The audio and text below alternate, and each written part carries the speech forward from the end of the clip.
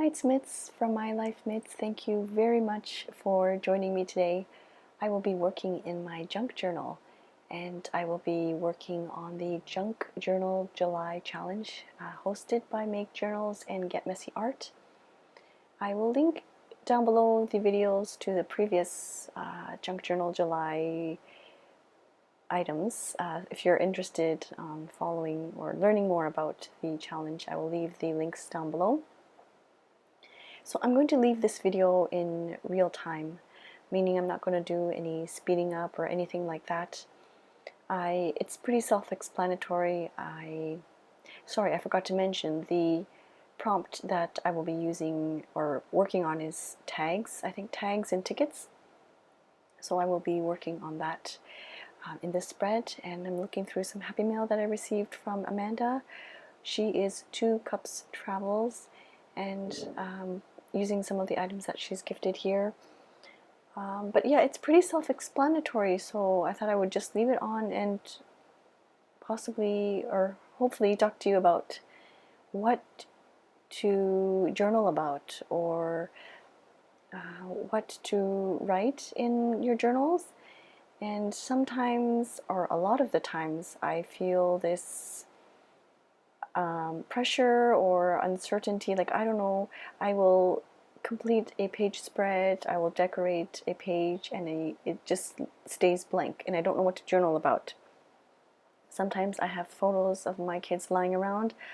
I will stick them into my journal and I don't know what to write about. Do I write about the day that this photo was taken? Do I write about the feelings that are coming up looking at this photo? Maybe the photo doesn't have any specific special, like it's not a special event or anything, and it doesn't elicit any emotion in particular, and so sometimes, and a lot of the times actually, I get stuck and I don't know what to journal about. So I thought I would kind of touch on that while I run this video, this real-time journaling video. Sorry, the red tag that you see there, they're like little ticket stickers, and they're from a Japanese shop, and Amanda sent me some samples, or some from her stash, so I wanted to use that in this journal. Okay, so what to journal about? I default to writing in quotes, quotes that inspire me, quotes that really touch me, quotes that really motivate me. And it's interesting, when I'm looking for quotes, it depends on the mood I am at that time. So when I look through my Hobonichi, my daily journal, and I see different quotes, it's interesting to see what certain quotes really hit me at that certain time. And then to take it a step further, sometimes I will reflect and I will write about how this quote makes me feel or how I feel about reading this quote. I think it's also a nice way to see how the quote affected me at the time. So that's one idea. That's probably my default, is when I have a blank page in my journal, I will go looking for quotes, and and you'll see a lot of those in my daily journal and my Hobonichi Techo. Something you can also write about, of course, is gratitude and what you're thankful for. I have this thing with my son. Actually, we haven't done it recently. Before we go to bed, we would talk about things that we were thankful for, or positive things that happened during today, and things that made us happy today. And some days he's like, I can only think of one, and that's okay. But yeah, so just having a gratitude journal, writing down, making a list of items that you are thankful for. It could be something simple, like I was able to grab myself coffee from the convenience store, or something like it rained, but it rained and I got drenched. But at the end of the day, it's just water, and my clothes will dry, my hair will dry. It's not a big deal. So yeah, just writing down things that you are grateful for. Another journal idea is writing down your goals. It can be something simple like your top 3 goals for today. So it could be I need to finish doing my laundry, I need to finish folding the clothes, I need to edit this video and do a voiceover, and I need to reply to emails. It could be just simple things like that. Or I need to upload something on Instagram. And it could be goals in terms of your 1 year goal or your more long-term 5 to 10 year goal. Those ones are really difficult for me. Long-term goals are difficult for me to see. I don't know, it's that's something that I really do need to work on. I can think of things that I need to do for today or for this week. That's easy for me to write down, but when somebody asks me what do you want to do in 10 years from now, I really need to sit down and think about that. I think that would be something good for me to try and challenge myself to sit down and spend some time and journal about that, probably off camera in my more personal journaling. But yeah, try something like that out if you're interested. I think it's nice to see, like in my 5-year Hobonichi, there are certain milestones and goals that I have written down, and I'm not going to lie, it is a little bit disappointing if I haven't met those goals.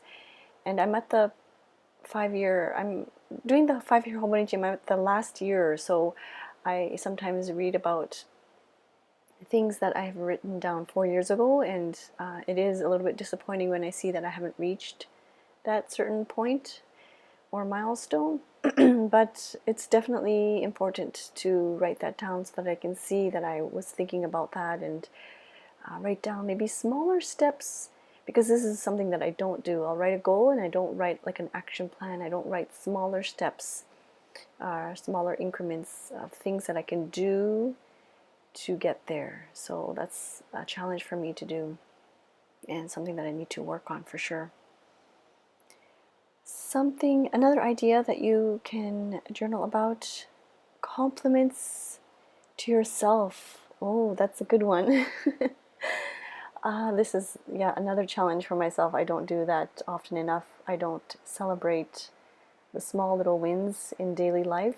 I mean, I'll write a gratitude journal, but if something good happened to myself, I don't think I journal about it that often. I will, of course, document it if it happened to my kids or my family members or my friends. But compliments to myself, that's something I need to work on for sure. You can, of course, journal about, you just keep a daily log. So things that you did, it doesn't have to be anything extravagant, but I think it would be so interesting to read about your day-to-day life and what you were doing. I think it's such a mundane thing, but it's a big treasure, I think, for someone to read that in the future. It can be something simple like, I had to drop off the kids and this happened. My lunch was what so and so, and I met with, and I had lunch with, and it's just a very simple daily log. I think it would be very fun to write about. Journaling for problem solving is another idea. I was looking online to see if there's any other ideas, and then I came across somebody called Dean Bokhari, and he wrote, "The reason it's great to journal about your problems is because our brains tend to enlarge problems, making them seem bigger than they really are. But when we write our problems down, we minimize them."